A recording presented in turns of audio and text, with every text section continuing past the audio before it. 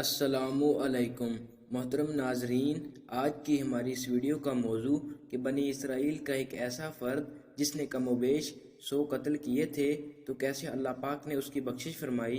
تو پیارے دوستو، اگر آپ بھی یہ واقعہ جاننا چاہتے ہیں تو اس ویڈیو کو آخر تک دیکھیے گا۔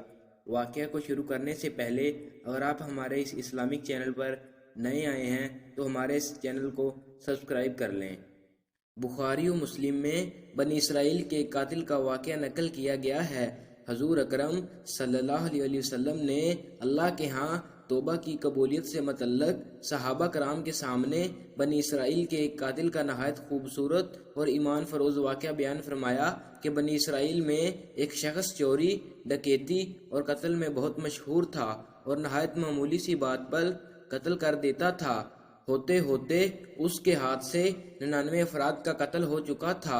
اس کے بعد اس کے دل میں احساس پیدا ہوا کہ مجھے بھی تو اللہ کے ہاں جانا ہے۔ چنانچہ یہ فکر بڑھتا رہا اور لوگوں سے معلومات کرتے کرتے سرگردہ پھرنے لگا کہ کیا میری توبہ قبول ہو سکتی ہے یا نہیں۔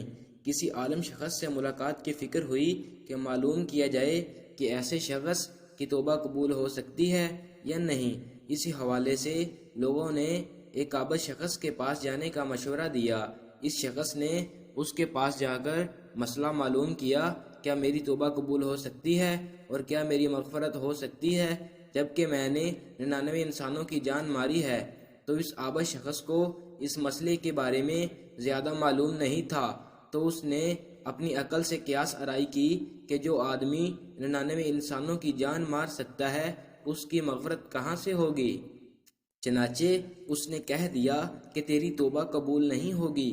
تو اس شخص نے غصے اور جلال میں آ کر اس کو بھی قتل کر کے 100 کا حصہ مکمل کر دیا کہ جب میری توبہ قبول نہیں ہونی تو تجھے بھی ختم کر کے 100 پورے کر دیتا ہوں۔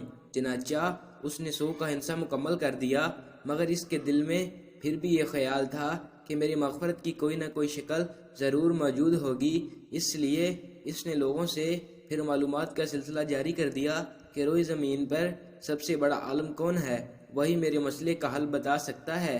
آخر لوگوں نے اس کو بتلایا کہ فلاں جگہ ایک عالم رہتا ہے، اس سے جا کے معلوم کرو۔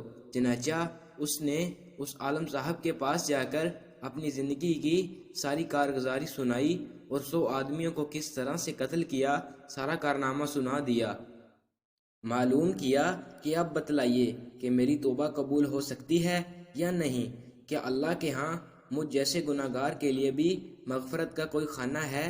تو اس عالم صاحب کو چونکہ علم تھا تو اس نے بتلایا کہ تیرے گناہ معاف کرنے میں اللہ کے ہاں کوئی رکاوٹ نہیں۔ اللہ کی رحمت کا سمندر تجھ جیسے گناہگاروں کے گناہوں سے بہت بڑا اور بہت وسیع ہے۔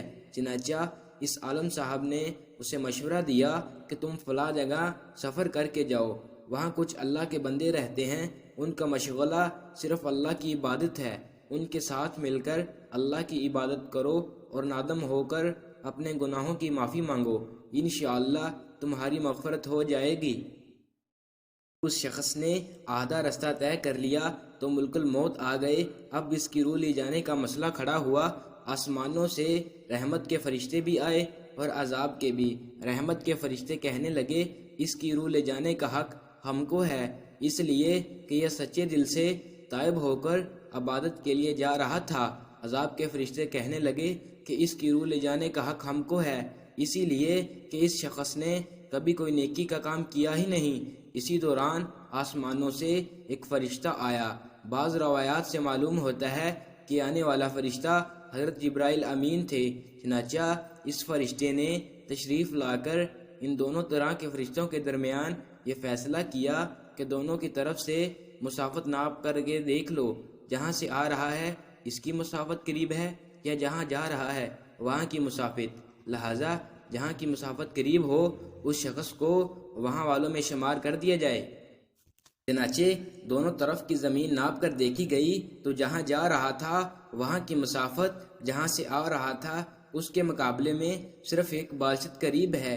چنانچہ فیصلہ ہوا کہ مقامی مسیحت سے مقام عبادت صرف ایک بالشت قریب ہے، اسی لیے رحمت کے فرشتوں کو اس کو لے جانے کا حق حاصل ہوا، چنانچہ اللہ تعالیٰ کی طرف سے اس کی مغفرت کا اعلان ہو گیا۔ ایک روایت میں آتا ہے کہ قتادہ رضی اللہ تعالیٰ عنہ فرماتے ہیں کہ حسن رضی اللہ تعالیٰ عنہ نے فرمایا کہ ہم سے یہ ذکر کیا گیا کہ اس شخص کے پاس جب ملک الموت آیا تو وہ شخص سینے کے بل اس سرزمین کی طرف گھسیٹتا چلا گیا۔